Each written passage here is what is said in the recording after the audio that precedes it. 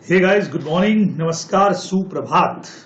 तो आईसीई के mock to solution में एमसीक्यू वाले पार्ट पे हम लोगों की बात हो चुकी थी और आज हम लोग बच्चे लोगों को बात करने वाले हैं इसी के डिस्क्रिप्टिव क्वेश्चंस के ऊपर, यानी कि जो हमारे डिटेल क्वेश्चंस है उनके ऊपर हम लोग करने वाले हैं हमारी बात। तो आइए बात को शुरू कर दे। जिन्होंने एमसीक्यू पार्ट नहीं देखा है तो एमसीक्यू पार्ट आप लोग जरूर देख लें और उसके साथ ही जो एमटीबी 1 है उसका पूरा सॉल्यूशन भी आपको यहीं पे मिल जाएगा। उसके अलावा आरटीपी जो है वो भी हम पूरा सॉल्व यहाँ पे कर चुके हैं, वो चीजें आप जरूर यहां से देख सकते हैं।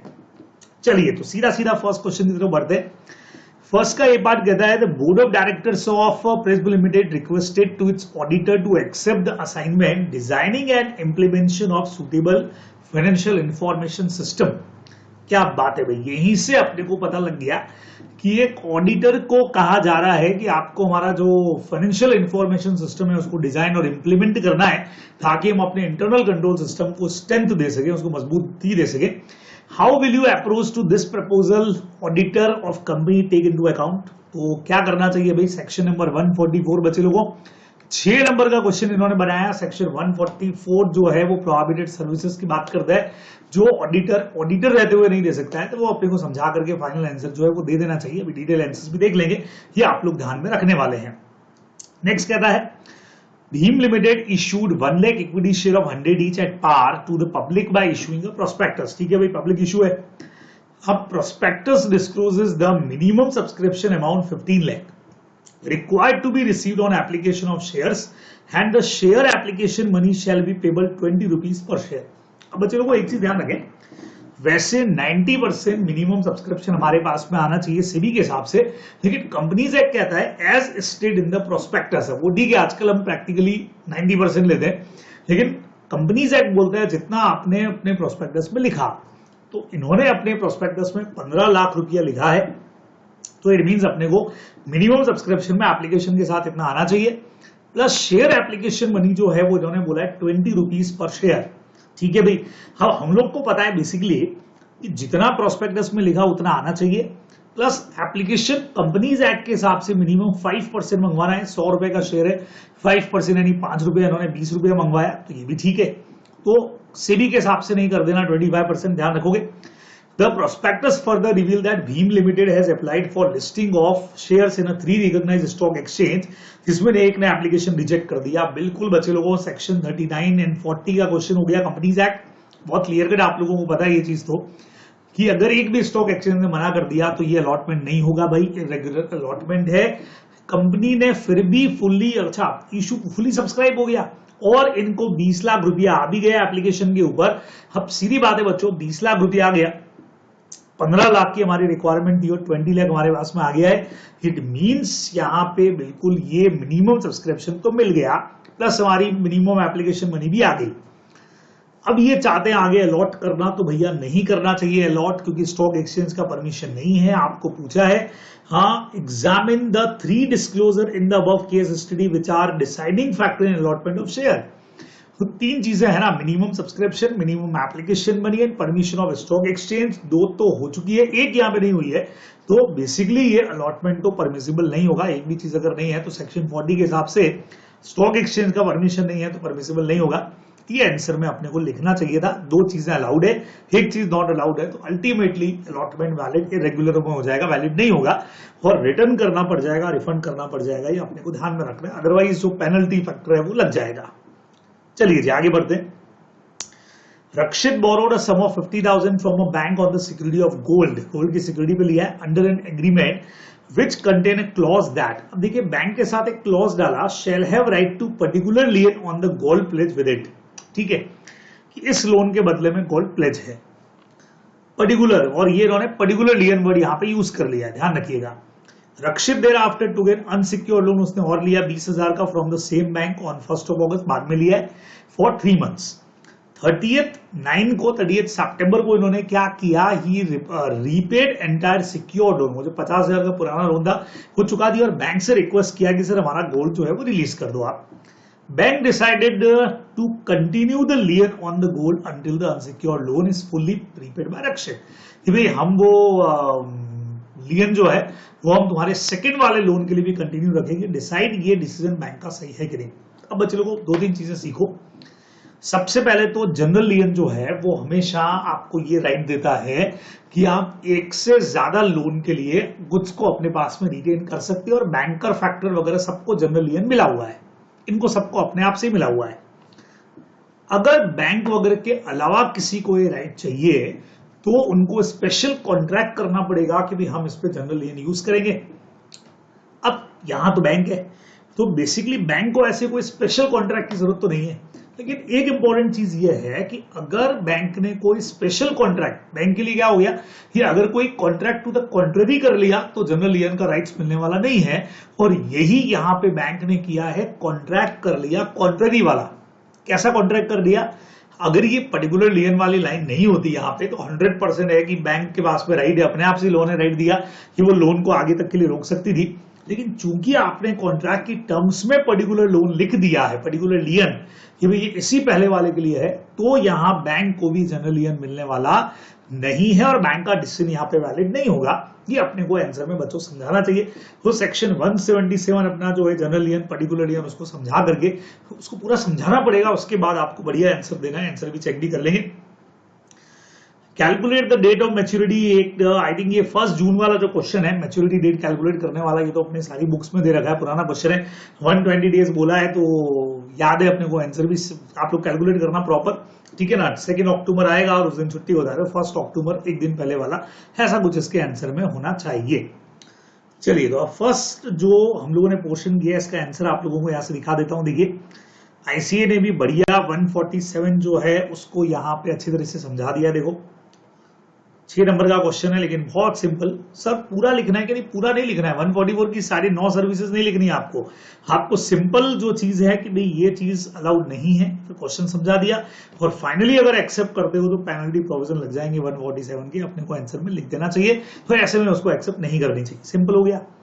नेक्स्ट मैंने आपको कहा 39 कहता है amount state in the prospectus as the minimum amount, इतना आ जाना चाहिए, तभी आप पब्लिक को तब ये अलॉट कर पाओगे।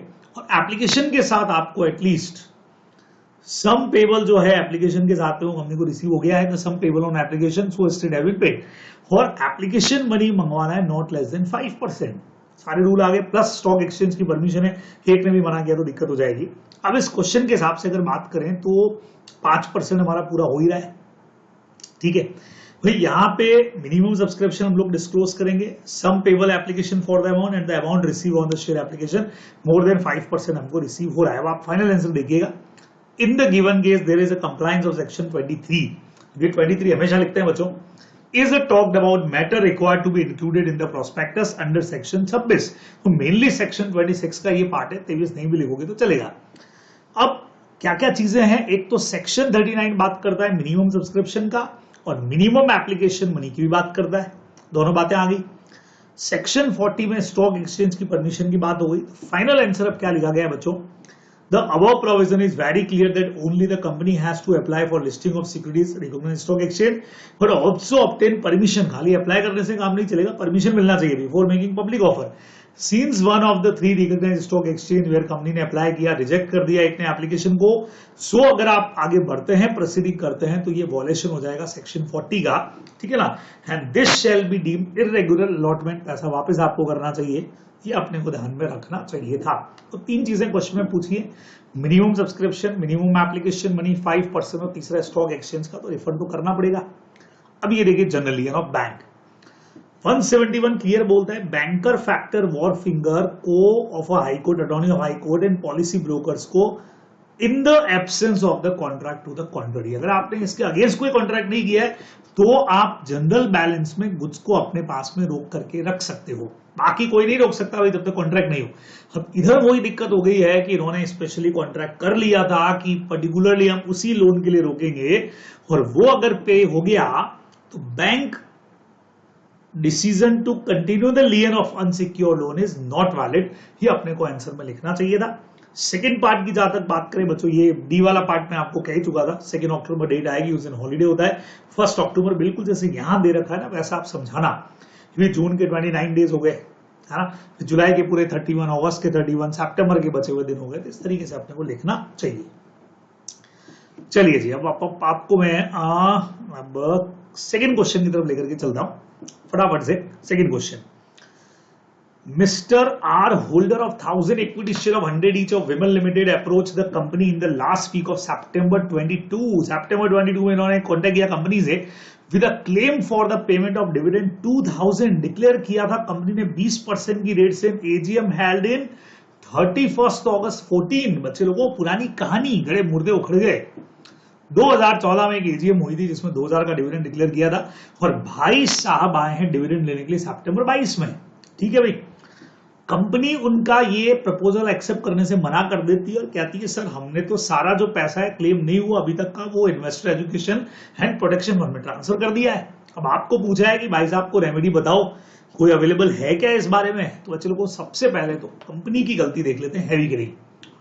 अब 31/8/2014 को अगर जमा कराया होगा, मतलब डिक्लेयर किया होगा, तो एक महीने का टाइमिंग पेमेंट के लिए दिया होगा, लगभग समझे तो सितंबर एंड तक पेमेंट नहीं होता है तो अगले 7 डेज में इन्होंने अनपेड डिविडेंड अकाउंट में डाल दिया होगा। मतलब 2014 के एंड तक जाते जाते ये पैसा अनपेड डिविडेंड में चला गया होगा। पक्की बात है, ये तो दिसंबर में ही चला गया होगा, है ना भाई। अगस्त में दिया, सितंबर में पेमेंट दिया, अक्टूबर के अंदर ही चला गया होगा ये तो अनपेड डिविडेंड में 2014 में। वहां से 7 साल तक यानी 2021 तक इन्होंने ये पैसा जो है वो वहीं रखा होगा अपने पास ही, और उसके बाद investor education and protection fund में 2021 में ट्रांसफर कर ही दिया होगा जैसा हमारा रूल कहता है। और ये भाई साहब आए हैं सितंबर 2022 में, तो पैसा कंपनी के पास कहां है भाई? वो तो गया। तो सेक्शन 124 क्लियर कहता है कि क्या करना है आपको, तो लिख लो 124, तो नहीं मिलेगा। हाँ, रेमेडी ये है कि आप जो investor education and protection fund जो हमारा है आईपीएफ, इसकी ऑथोरिटीज को कांटेक्ट करके अपना प्रूफ दे करके he can claim dividend. Dividend इसको मिल जाएगा, मना नहीं कर रहे हम, लेकिन कंपनी नहीं देगी इसको, इन्वेस्टर एजुकेशन प्रोटेक्शन फंड की ऑथोरिटी पे करेगी। ये आपको पूरा आंसर में समझा देना चाहिए। क्लियर? बराबर, बढ़िया क्वेश्चन है, बहुत बढ़िया क्वेश्चन है। अगला क्वेश्चन कहता है mister Ram along with his brother got registered a company in the state of Telangana by furnishing false information, झूठा इंफॉर्मेशन। सेक्शन 7 बहुत कुछ हो जाएगा। कंपनी जो है उसका मैनेजमेंट गवर्नमेंट अपने हाथ में ले सकती है, गवर्नमेंट आरडी दोनों अपने पड़ा है। ऑब्जेक्ट क्लॉज में चेंजेस हो सकते हैं, उसके अलावा कंपनी का वाइंडिंग अप भी चालू हो सकता है, या सीधा स्ट्राइक ऑफ नेम हो सकता है, बहुत कुछ हो सकता है। डायरेक्टर्स वगैरह के लिए पेनल्टी तो है ही है, वो पूरा सेक्शन 7 अपने को समझा देना चाहिए। अगला क्वेश्चन कहता है examine the validity of the following statement under provision of companies act और इंडियन कॉन्ट्रैक्ट एक्ट के हिसाब से आपको वैलिडिटी बतानी है। Creditor should proceed a legal action first against the debtor and later against the surety. अरे सवाल ही नहीं भाई, गलत बात है ये तो। सेक्शन 128 बहुत क्लियर कर बोलता है, जहां से आपका चालू होता है गारंटी का, इंडेमनिटी का पार्ट बहुत सिंपल है। गारंटी कॉन्ट्रैक्ट्स में बहुत सिंपल बात बोली हुई है कि there is a separate contract between debtor and creditor and surety. मतलब श्योरिटी का डेटर क्रेडिटर के साथ सेपरेट कॉन्ट्रैक्ट, और दूसरा इनका को एक्सटेंसिव होता है ऑथोरिटी लाइबिलिटीज। तो डेटर पे करने की जगह सीधा श्योरिटी पे अगर केस कर दे तो बिल्कुल अलाउड रहेगा, उसमें कोई प्रॉब्लम इसके अंदर नहीं है। ये आपने को समझाना है 128 के हिसाब से।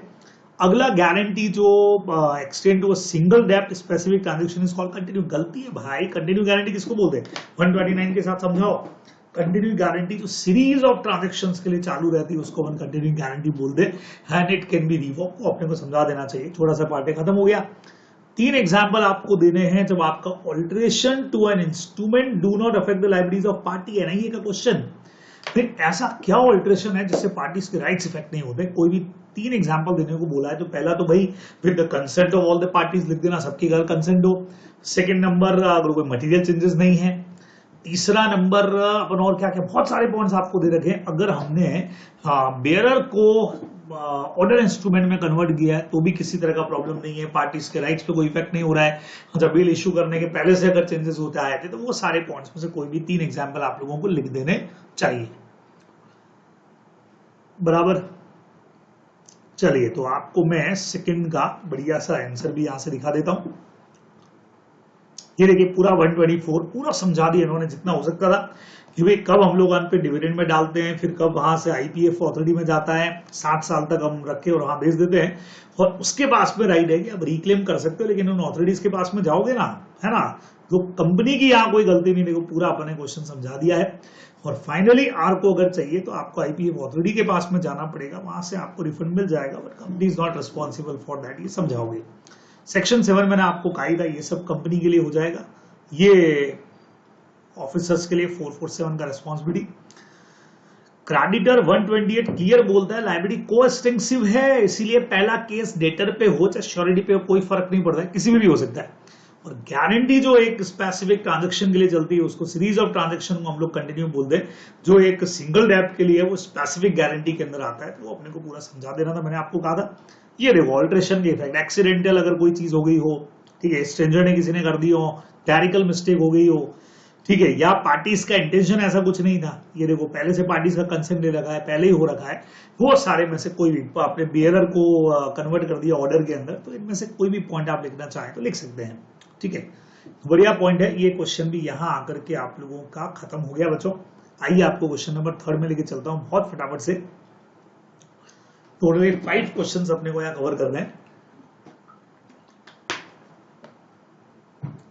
स्टार लिमिटेड का एस्टैब्लिशमेंट कनाडा में, बढ़िया बात है भाई।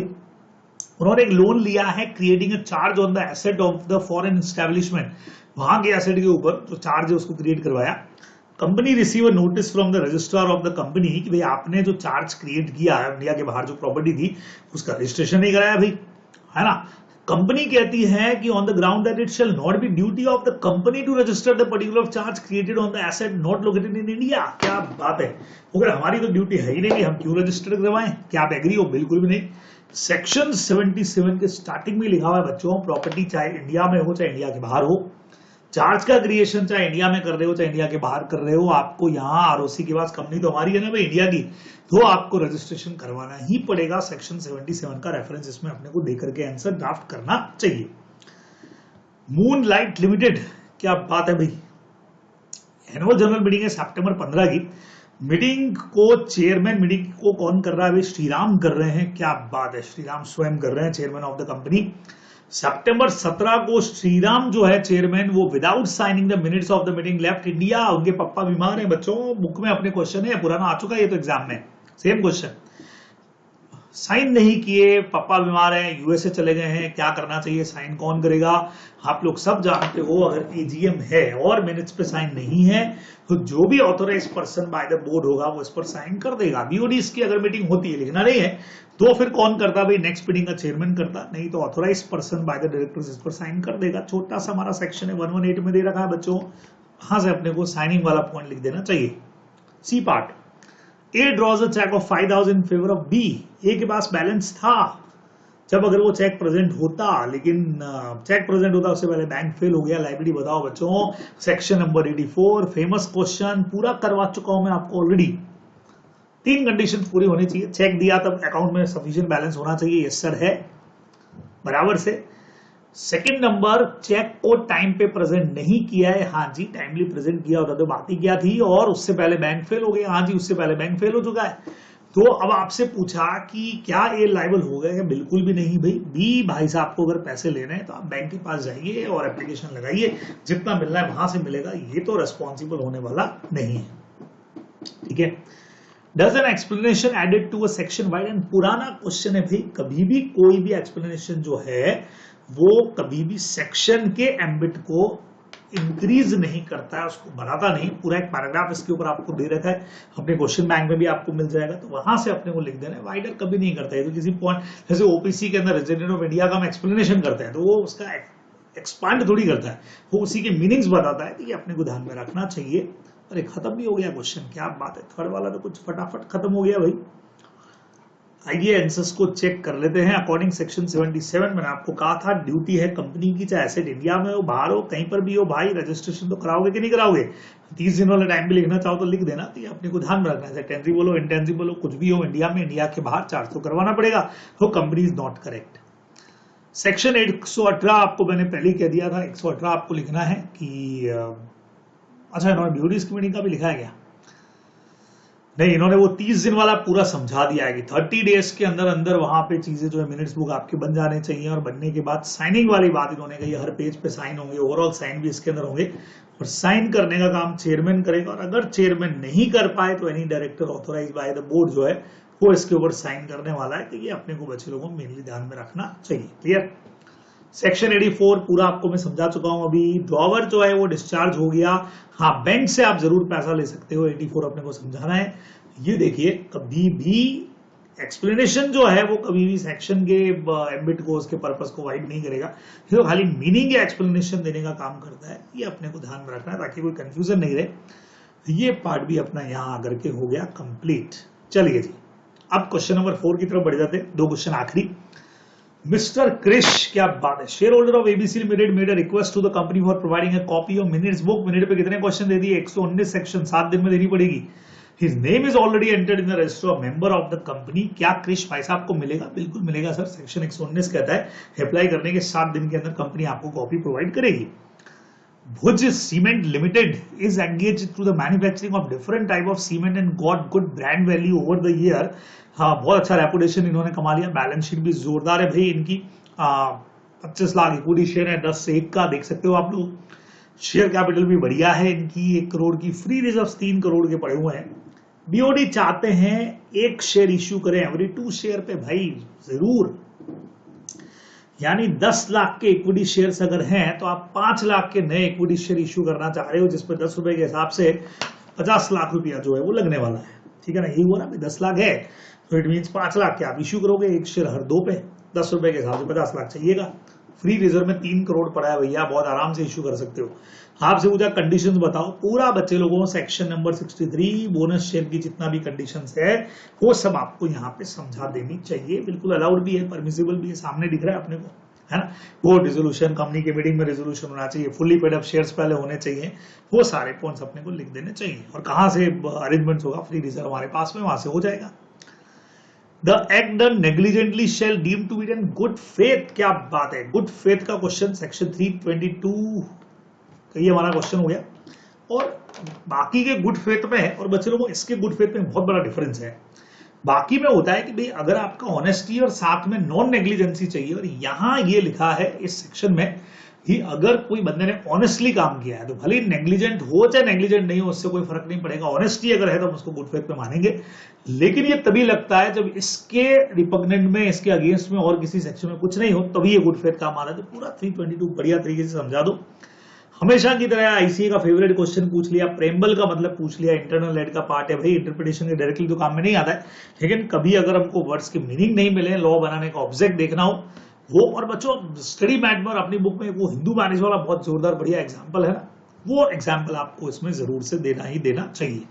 ठीक है, देख लें इसके आंसर्स भी। हाँ जी, ये देखिए सेक्शन 119 मैंने आपको कहा था 7 वर्किंग डेज के अंदर मिलेगा। ये देखिए 7 वर्किंग डेज की बात इन्होंने यहाँ पे कर ली है, तो 7 वर्किंग डेज के अंदर अपने को यहाँ पे मिलने वाला है। तो ये आप लोग ध्यान में रखने वाले हो। ठीक है, बराबर सिंपल था ये तो। ये देखिए सेक्शन 63 में कहां से आप पैसे का अरेंजमेंट करेंगे। फ्री रिजर्व पढ़ाइए पूरा 3 करोड़ का, सिक्योरिटी प्रीमियम, कैपिटल रिजर्व, और जितनी कंडीशन है बच्चों सब समझा दी। देखो जितनी कंडीशन थी सारी आ गई। ठीक है, और बोनस शेयर जो है डिविडेंड के बदले नहीं होगा, ये भी अपने को पता है। सारी कंडीशन समझाने के बाद फिर इन्होंने बता दिया कि आपको 50 लाख चाहिएगा, 3 करोड़ पड़े आपके पास, तो बहुत आराम से आप दे सकते हो। अपने को ध्यान रखना है। ठीक है, गुड फेथ सेक्शन 3 क्लॉज 22 आपको मैंने पहले ही कह दिया था। तो गुड फेथ पूरा डायरेक्ट थ्योरेटिकल क्वेश्चन है, तो पूरा गुड फेथ में जितना वहां लिखा हुआ है उतना पूरा आप लोग यहाँ समझा दीजिए। ठीक है, पूरा समझाना है। और ये प्रेमबल में देखो इतना बड़ा मैटर हो गया, प्लस साथ में वो एग्जाम्पल भी हो गया जो मैं आपको कह रहा था, 2 हिंदूज के बीच के मैरिज वाला जो पोर्शन अपना था, चाहे हिंदू और क्रिश्चियन के बीच में मैरिज हुआ था, वो पूरा आपको समझा देना चाहिए। तो बढ़िया सा क्वेश्चन पूछा है, थ्योरेटिकल पार्ट है, डायरेक्टली आपको कर भी चुके हैं आप इस तरह का क्वेश्चन, अपने को ध्यान में रखना है। चलिए नेक्स्ट पे चलते। The income tax authorities of the current financial year 22-23 observe करती हैं during the assessment proceeding reopen books करना। सेक्शन 130 रीओपन करना चाह रहे हैं। ओके भाई, समझ में आई बात, रीओपन करना चाह रहे हैं। फाइनेंशियल ईयर 11-12 की पॉसिबल ही नहीं है भाई, 8 साल पुरानी हम मेंटेन करते हैं जब तक गवर्नमेंट ने कोई इन्वेस्टिगेशन ऑर्डर से मेंटेन करने को नहीं बोला। तो 11-12 कहां करेंगे, वही 10 साल से ऊपर निकल गए, तो सवाल ही नहीं है। तो एनसीएलटी के लिए भाई ये परमिसिबल नहीं होगा, ओपन नहीं कर सकते। 8 साल पुरानी बात खत्म हो गई है, तो सीधा आंसर 130 में दे रखा है, आपको यूं क्यों लिख देना है। Gangas limited listed public company, AGM held करती है 31 अगस्त को। However, 10 days have passed, 3 दिन निकल चुके 31 अगस्त को, still not filed report on annual general meeting section 121। AGM होने के 30 दिन में आपको एक रिपोर्ट बना करके एजीएम पे सबमिट करना चाहिए। आपको एडवाइस मांगी, एडवाइस बता दिया हमने कि भैया 30 दिन में आपको एजीएम होने से सबमिट करनी चाहिए। बराबर से। तो ये अपने को सीधा सीधा सा ध्यान में रखना, सेक्शन 121 के अंदर लिखा हुआ है। ये तो 10 डेज हो गए, कोई बात नहीं ना, अभी तो 30 दिन का टाइमिंग आपके पास है, आप जमा कराओ। Explain following as per specific और गारंटी। बच्चों पर्टिकुलर ट्रांजेक्शन के लिए जनरल गारंटी वही कंटिन्यू गारंटी की तरह है, वो दोनों आपको थ्योरेटिकल पार्ट समझा देना है। और लास्ट क्वेश्चन क्या कहता है, जनरल क्लॉजेज एक्ट का इंश्योरेंस पॉलिसी जो कवर है इमूवेबल एसेट से। इंश्योरेंस पॉलिसी कभी इमूवेबल की डेफिनेशन के अंदर जो 4 पॉइंट अपने पड़े उसमें कवर ही नहीं है, अपने को ध्यान में रखना है। तो सीधा इमूवेबल का डेफिनेशन देके समझाओ। और ये अपना फेवरेट वाला पार्ट बच्चों बुक में दे रखा है आपको, क्या बुल को हम bull could be interpreted to include cow, सवाल ही नहीं, क्योंकि कई चीजें अलग अलग चीजों पे बनी हुई है। तो यहां जब बात बुल की ही हो रही है तो काउ कैटेगरी, जेंडर भी चेंज है यहाँ पे, तो इसको हम इंक्लूड नहीं करेंगे, अपने को ध्यान में रखना है। डायरेक्ट क्वेश्चन अपने किया भी, अपने नोट्स में भी मिल जाएगा आप लोगों को, बढ़िया क्वेश्चन है, पहले आ चुका है एग्जाम के अंदर। ये देखिए फाइनल आंसर्स आप लोगों को मैं बताऊं तो 130 पूरा हमने समझा दिया। देखो 130 को बढ़िया तरीके से समझाओ और फाइनल हम बोलेंगे कि 8 फाइनेंशियल ईयर से पुराना जो है वो इनवैलिड हो जाएगा, भाई परमिसिबल नहीं है, पुराना क्वेश्चन है। 121 मैंने आपको कहा था कि हर कंपनी को, लिस्टेड पब्लिक कंपनीज को एक रिपोर्ट देनी पड़ती है 121 के अकॉर्डिंग। और कब देनी पड़ती है ये देखिए 30 days from the date of conclusion देना पड़ेगा। ये आप लोग यहाँ पे ध्यान में रखने वाले हैं, ठीक है। तो समझा दिया हमने अच्छी तरह से, तो चलेगा, कोई दिक्कत नहीं है। स्पेसिफिक और कंटिन्यू गारंटी डायरेक्ट समझाना है। देखो स्पेसिफिक और वो जनरल गारंटी लिख दिया था, एक्चुअली वो कंटिन्यू गारंटी के दोबारा क्वेश्चन आ गया तो सेम आप लिख सकते हो।